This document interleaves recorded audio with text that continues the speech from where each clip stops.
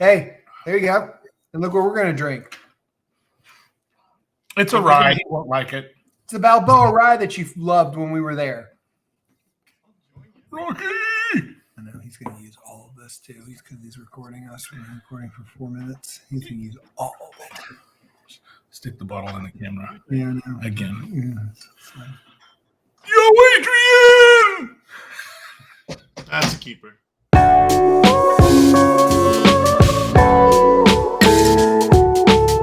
Welcome back to Whiskey Happens. I'm Gary Johnson. I'm Travis Martin. Yep. I'm John Mullen. Spooky Bourbon, guys. We finally have John, a.k.a. Spooky Bourbon, on the show, live in Dallas. Yes. Right? First time in Texas together, you two. Yeah. Yep. Yeah. Yep. Well, except for the airport when we went to Kentucky. Yeah, that's about it. Very first time we ever met in the airport on our way to Kentucky. Yeah. So, but yeah. So I'm excited to have John on the show. We've been talking about this probably for 6 months. 6 months about getting him on the show because John has an innate, amazing ability that, as you guys have seen in our episodes, John is one of the best people ever that I've come across to build relationships and to get bottles that are allocated usually at retail or pretty close to retail. So we wanted to have him on the show. We wanted to kind of learn from him on what's he do? What does he do to build the relationships, in the store? But also, if you guys are not connected with him on social media, go find him on social media under Spooky Bourbon. He has a great relationship there too, as well, when he's talking to people and, you know, being able to build relationships there. That's how we became friends. And that's why we wanted him on the show, to help the rest of the community understand, like, when you go in the store, don't be that whiskey douche. Be the guy who comes in and actually wants to build a relationship. I did it again today. He did. Yeah, I want to put an asterisk around what Travis said, actually. It's not limited to allocated, just things that may not even be distributed in his area or the areas, in this case today, that he's visiting. Because, John, I honestly don't know how you do it. I mean, you are a great person, nice person to know, not just because of the things you find, but your personality in general. Yep. I'll start with the first question: is how do you translate this and just popping in a store? Well, today was the first day I've done it out of the blue because I've got my relationships already developed back home.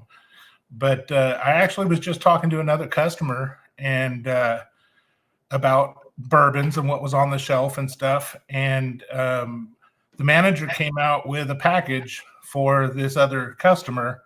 It was his lottery winning from their allocation lottery that he had just won. And I was just kind of joking around with the manager, and I said, "Okay, well, you got one for me too." It was a Woodford batch proof, and he, looked at what I had in my hand, the couple of Kelsey Creeks that I can't get anywhere else. I guess it's only a goody bottle, so seems to be. Yeah. So he says, "Well, yeah, I think I can do that." And we went back and brought another one out to me. Well, we spent the following 30 minutes, the three of us, over at their little tasting bar, and had a couple of tastes of their Old Soul pick and just talked about other bourbons. And that's when he told me, he says, "You going to be around the next couple of days?"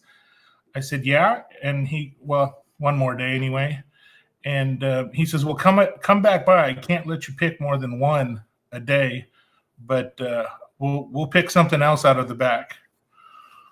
Okay, so you're telling me in a matter of walking in the threshold, picking up bottles you had planned to buy because it's in this area, that area, and then talking to a random patron, you were able to garner the Woodford batch proof and an invitation to come back to get something else that lottery winners possibly haven't picked up or were never claimed tomorrow. Yes, that's all correct. Like what?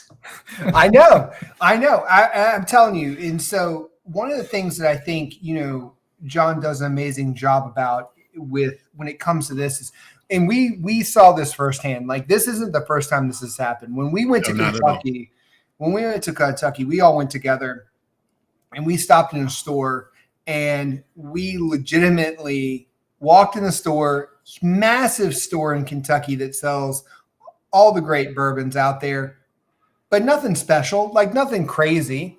And we're walking around, we're talking. John all of a sudden disappears and comes back with the manager of the store. And oh yeah, I remember this. And boom, there we go with malted rye that legitimately dropped right now. The day we came in. Yeah, it was not even put on the shelf. It was back in the boxes in the back room. Yeah, I forgot about that. Yeah, it's interesting that memory stuck with you, because I didn't. That's not why I'm drinking the malted rye. I'm drinking the rye because you guys are drinking rye. But now it's come full circle that I'm drinking off this bottle and Travis is telling this story. Yep.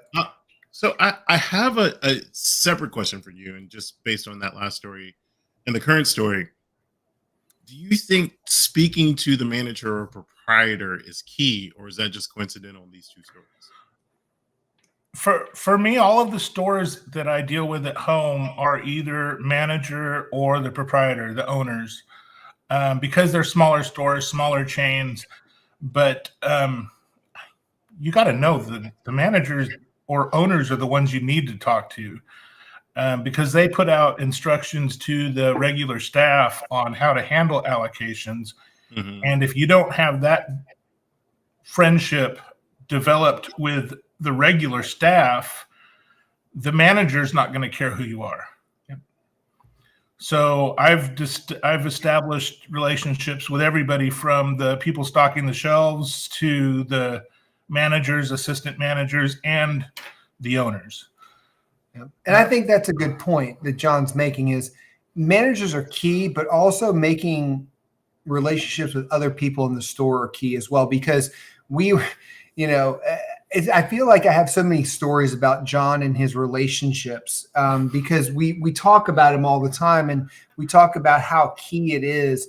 I mean, we were in Kentucky again, and we were all in a car together, and John was like, "Wait a minute, I think that dropped in my store. Let me call the store." He calls the store, talks to somebody, and he's telling the guy where it should be in the store. The clerk didn't even know where the bottle was. It was like, go check this space. It's over there. The guy, and it's just funny because that was a Penelope. Yeah, it was the Penelope. Yeah, while we were sitting in Indiana, not even in the state. No. And I think that's the biggest thing that you have to realize is John does spend a good amount of money at these stores. Like you spend a good amount of money, but at the same time, he does things that if you go follow his TikTok or his Instagram, you'll see that he legitimately takes bottles the store has never seen or had and opens them there so they can try it. I mean, a lot of places won't allow you to do that, but where he's from, they can do that. That's huge. I thought that was the coolest thing I'd ever seen, that he just brought in a bottle of like, here, let's open this up. Or they had a special bottle for him. He opened it up right then, and he's building that core relationship with these people. He's not just going in and, face value like, oh, yeah. He's actually understanding those people and building those core relationships. Yeah, I think the first one I did was the Master's Keep one. Yep. I'd bought a bottle. They got 6 of them in this to divide between the 3 stores there. And they called me and said they had one. So I went in and grabbed it and popped it right there in the store with them. And that's how I ended up getting the other 5. I mean, share like we can't make it up. You got one of them. Yeah, it's back there. I mean, you can't make this stuff up. Like it's not. We're not trying to be funny or anything. We're trying to tell and educate everybody on our channel. Like, this is how you build a relationship. Is you've got to understand the person that you're dealing with at each store, and he gets it. Like, he has always gotten in every place I've ever gone with John. He has completely built a relationship in a matter of minutes with people, and it's it's a phenomenal thing that you can do. It's not always a success. There were a few stores today where I went into, I did nothing. I landed at 11:30 and I hit 6 or 7 stores on the way here. And probably 4 of them were failures, but I did get some bottles, the Woodford at one, and I'll go back and see what he has for me tomorrow. But it's not always on point. Yeah. Well, I'll say this. I was at a different goody last week, inquired about said product that dropped in crickets. I think I bumped into one other patron. Other than excuse me, no words were uttered. However, I've been to that goody, and I would say same thing. Never invite to the tasting bar, or I don't think we purchased anything that day, Travis. No, and that's the thing. And this is my hometown, and I go around and talk to these guys all the time. And John, like I said, John comes in, he has the knack for it. But we've been talking a lot about locally, but also John has a great relationship with people on the internet and people that he's built relationships with when it comes to finding him bottles in other cities, or trading, or doing things like that, or getting bottles for people when they need them, like AKA me and Garrett. He built that relationship with us where he's been able to get us bottles that we've been looking for.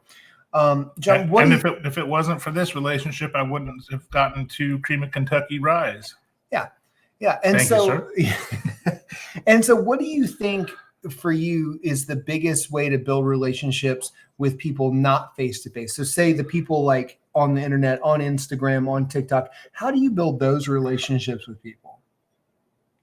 Just try to be honest with them and let them know that you do have a relationship with the community and that you can be trusted, and you want to be. I've had a lot of success with new creators that don't have any followers or have very few followers, and I'll reach out to them and be there first. Mm-hmm. I'll pop their. I'm not sure if that phrase flies. They're bottle cherry. They're trade cherry. Yep. Got you now. Miguel, Salty Bourbon is one of them. He's in Albuquerque, and I was one of his very first trades. And he's been an amazing friend. Back and forth, he's sending me bottles, and I'm sending him bottles. And because he's only in Albuquerque, we get basically free overnight delivery, because I drop something in the mail at 3 p.m, and he has it by 5 p.m. the next day.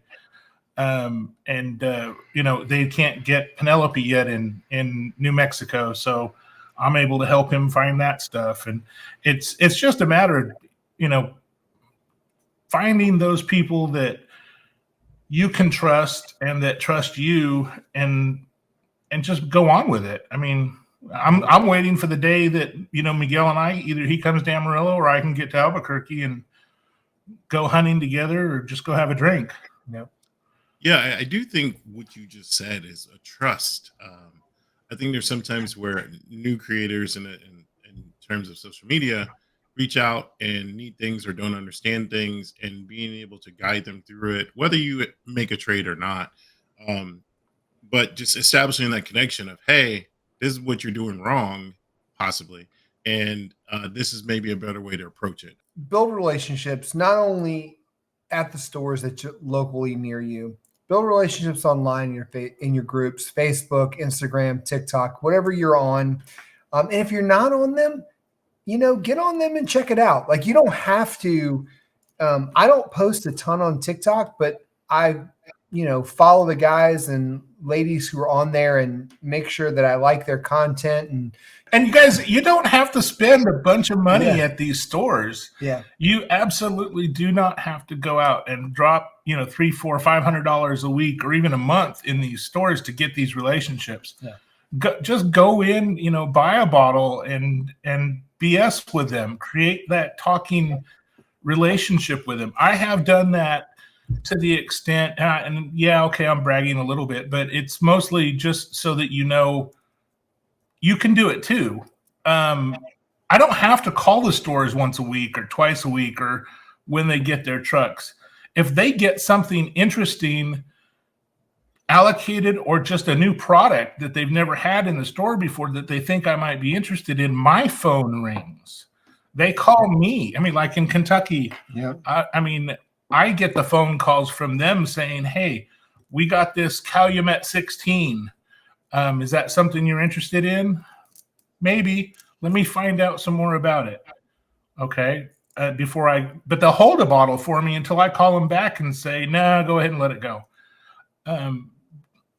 Don't have to spend a lot of money.